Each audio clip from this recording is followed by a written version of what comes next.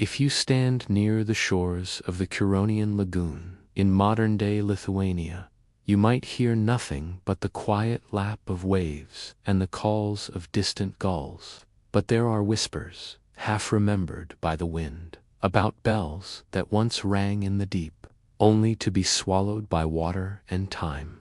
The Baltic coast, today a peaceful landscape of pine-covered dunes and sleepy fishing villages, once bore witness to a slow and agonizing drowning, not of a person, but of a place. This story begins in the late 1700s, in a now-forgotten village called Karva, which stood just beyond the shifting dunes of the Neringa Spit. It was a fishing settlement, modest and plain, built mostly of timber and thatch. Its people lived quiet lives dictated by the tides and the wind. The Baltic Sea is not still. Beneath its deceptively flat surface, the sand shifts like silk. They built low fences of driftwood, planted dune grasses to keep the sand still. The sand had always been there. It was inconvenient, yes, but not terrifying. You swept it out like dust. You cleared your path. You prayed. The truth was simpler. Erosion, compounded by decades of neglected flood control and a shifting spit that no longer held back the tides. Water began to creep in from the marshes. Fields turned brackish. Crops failed. Then the roof of the schoolhouse collapsed under the weight of it, and suddenly the tone changed. But in the winter of 1784, the winds came hard from the sea, and the sand began to blow inland. There were no survivors to tell their tale, because there were no deaths, not of people, at least. The villagers quietly packed what they could and walked inland. They say if you row out to the middle of the inlet on a windless day, you might, just might, hear it. The bell under the water, ringing faintly, calling for a service that will never begin again. They didn't talk much about what they left behind. Bronze corrodes, wood rots. There's nothing left to ring, but the story remains. And the real mystery may not be the sound at all. It may be the question that no one really asks. Why would they? To admit loss was shameful. It meant failure. So they let the sand take their homes. They let the water claim their streets. They let the silence of the bell stand in place of a memorial. Slowly at first, so slow, you might think nothing of it. But each day, the wind carried more grit. Some say it was here. Others say it was 5 miles north. The lagoon has changed so much since then. The shoreline creeping inward, the dunes reshaped by forestry projects and conservation efforts. But still, the story of the sunken bell persists. Every Sunday, the bell still rang, muffled now by the thickened air and swirling grit. The villagers came in with scarves over their mouths. The priest, Father Anton, stood in boots nearly up to his knees, because the floor was often damp now. No one spoke of leaving. No one could afford to. It settled on roofs.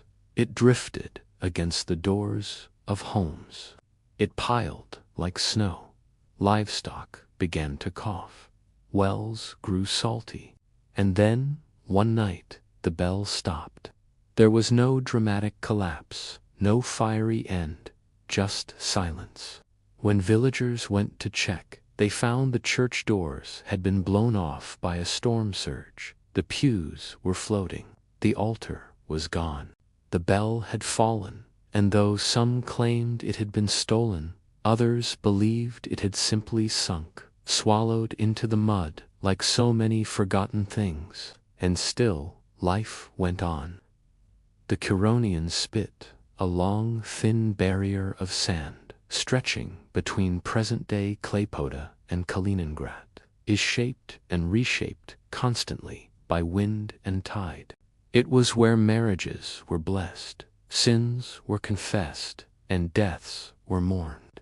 The church had one bell, not particularly large, but cast in local bronze, with a plain wooden yoke.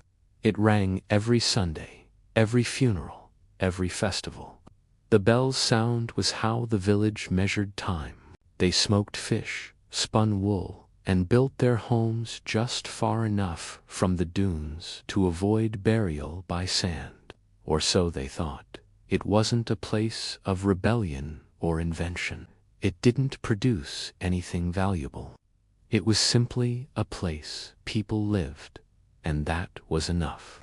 But history has a tendency to erase the quietest places first.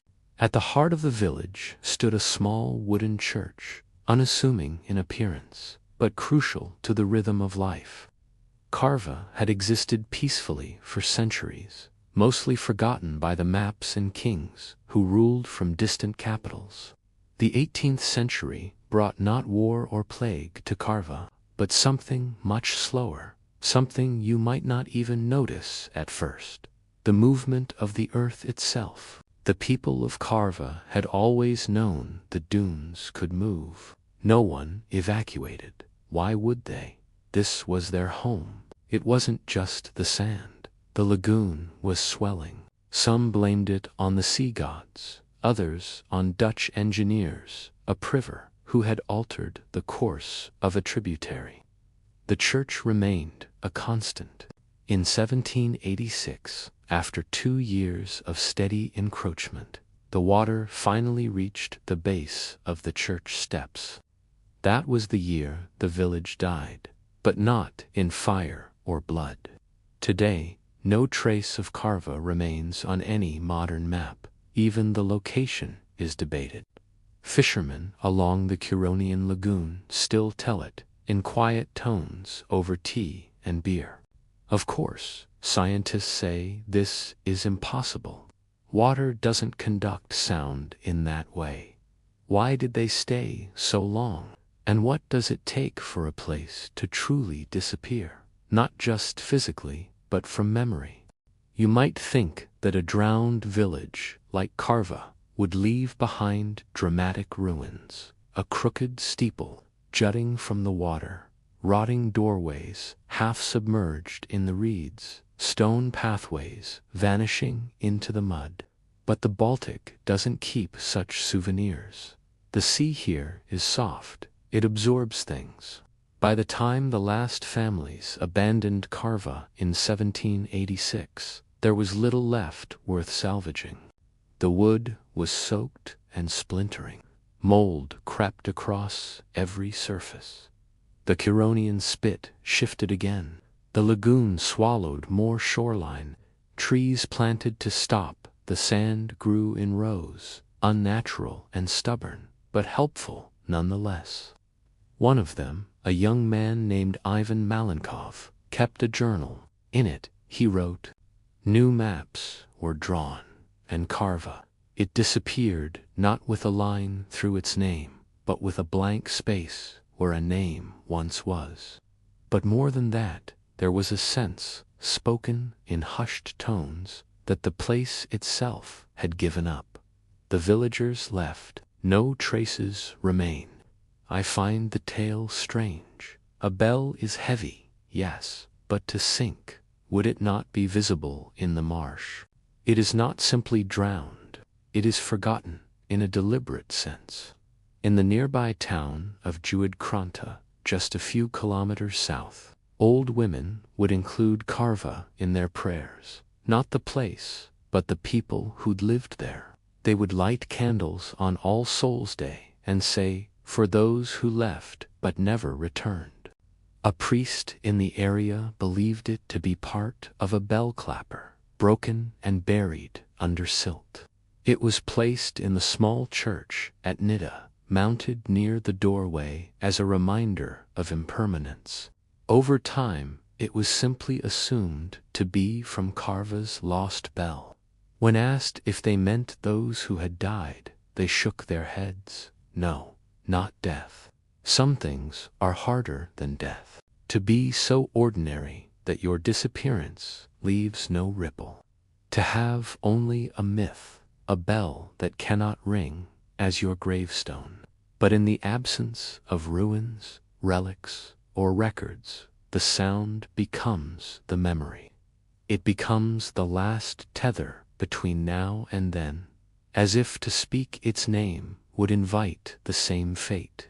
But the old men point toward the reeds and say, "It calls on storm nights." I do not believe this, but there is something melancholy here. Occasionally, fishermen still spoke of strange sounds beneath the boat on misty mornings. A low hum, like metal resonating from a great depth, and the water can forget the sound of a bell. Then what, if anything, remains of the people who once called it home? He cited climate data, erosion charts, and old German maps. But permission was never granted. The area was now near the Soviet-German border, a restricted zone. "There is nothing to find," an official wrote on his request. "Only ghosts." One Soviet-era report even recorded a sonar blip near the supposed location of Karva, but it was dismissed as a shoal. It did not burn, it did not fight, it simply sank. And because of that, no one built a monument. No one marked the location. The names of its residents faded from church records. And today, even the exact location is debated. The people didn't just leave because of water or sand. They left because it had become impossible to feel alive there. A town can die long before the buildings collapse. In the years that followed, the dunes continued their slow march, like quiet, granular glaciers. He described 3 different villages supposedly lost to rising waters or moving sand. One of them was Karva. Yet the legend of the sunken bell didn't disappear. In the early 1800s, when Lithuania was under Tsarist Russian rule, a group of hydrological surveyors passed through the area, charting floodplains and changes in shoreline. Locals tell of a bell beneath the water, lost during a storm some years ago. That same melancholy would echo throughout the 19th century. The German ethnography Wilhelm Grunewald, working in East Prussia in the 1850s, published a short paper titled Versunken Kirchen des Baltikums, Sunken Churches of the Baltic. Of all the lost settlements I've studied, Grunewald wrote, none seem so thoroughly removed from both place and mind as Karva. But even as scholars treated Karva as a curiosity, local families remembered it differently. A peculiar event occurred in 1889 that reignited the myth. That year, after a harsh spring flood, a group of boys playing near the shore reportedly found a curved piece of metal, green with corrosion, shaped like a tongue. Then World War I arrived. Then came independence. Then Soviet occupation. Through it all, the lagoon remained quiet and indifferent. In the 1960s, archaeologist Jonas Valaitis proposed an expedition to find the ruins. And that may be true, because Karva was never spectacular. It was never a city or fortress or site of great heroism. Is that not a kind of horror? To vanish not in violence, but in silence. You may wonder, why do people still speak of the bell? It's not that they believe it rings. Not really. There's a saying in Juad Kranta that goes, if you hear the bell, don't answer. It isn't calling you, it's calling home. But what does home mean when the land itself has slipped away? And if a place can vanish so completely, if the ground can forget the weight of footsteps? You walk now along the edge of the Curonian lagoon, not looking for anything in particular, just taking in the calm. The wind is low, the water smooth, and you might even imagine the shape of an old village beneath it, gently blurred by layers of sediment and time. But you won't see Carva. No one has in over 2 centuries. And if you ask around, even the locals may hesitate to say the name. Not out of fear, but out of uncertainty, whether the place ever existed at all. Scholars again expressed interest in lost settlements along the Baltic. Modern equipment, sonar, underwater drones, satellite surveys, made it technically possible to rediscover forgotten places. Teams identified dozens of sites partially buried under the dunes or shallow water. Small fishing villages, 16th century hamlets, long erased roads. But without permits, excavation wasn't possible. The scan data was archived and forgotten. This, more than anything, is how Carva truly disappeared. Not by water, or sand, or wind. One 1996 proposal listed 6 possible coordinates, each supported by a different historical map or account. It became a stand-in for all the things history loses: the unrecorded villages, the unnamed residents, the rituals that were once weekly but are now dust, too vague, they say, too many gaps, but none lined up. One location had already been dredged and developed into a marina.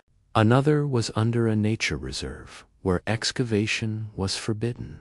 One had become part of a military training ground, but by doubt, because it was just a place people lived, until they couldn't. By the 1990s, Lithuania had regained its independence, but Carva remained elusive. Despite all the records, all the legends, no one could agree where to look. Names like Naglii, Agila, or Perwelk are remembered in stone plaques, faded Cyrillic engravings, and dried seagrass wreaths. But Carva is never listed. It has no marker, only the story, only the sound. A university in Klaipėda sponsored a limited sonar scan in 2001. It revealed several large objects beneath the lagoon floor, irregular, possibly stone, except for one anomaly. Near the center of the lagoon, about 400 meters from what had once been shoreline, the sonar returned a round bell-shaped silhouette, roughly 1 meter wide and half buried in silt. Not necessarily under the water, not necessarily rusted and silent, but in the gaps between what is known and what is felt. The Baltic holds many secrets, but perhaps none so quiet, so complete, as Carva. It might have been a boulder, or metal, or nothing. No one followed up, but for a moment the bell resurfaced, not in reality, but in the imagination. And perhaps that's where it always belonged. It came in the fog, and my mother said, "Don't listen. That's for the drowned ones." I never heard it again, but I remember. Because the bell, whether it lies under mud or never existed at all, came to symbolize more than just a church or a town. Modern historians sometimes dismiss these stories, but that's the point. Carva matters not because it was important, but because it wasn't. Because no one wrote epic poems about it. Because no generals marched through it. And so the story of Carva becomes a kind of test. A test of how well we remember the unremarkable. A test of whether history has room for silence. Today, small markers dot the shores of the Curonian Lagoon, memorials for other lost villages, abandoned after the dune movements of the 18th and 19th centuries. There was, however, one final detail. In 2009, a folklorist named Dainora Skukieto recorded an elderly woman in Nida who still told the story of the bell. Her grandmother, she said, would tell her, "When I was a girl, I woke to a deep ringing, not loud, but heavy, like a bell underwater. Asked if she believed it was real. She paused. Doesn't matter," she said. "It remembers us. even if we don't remember it. And so, the bell remains. And as you close your eyes tonight, listening to the hush of your room or the soft creak of the walls, you might ask yourself, how many other places have vanished, not because they were erased, but because no one remembered to keep them.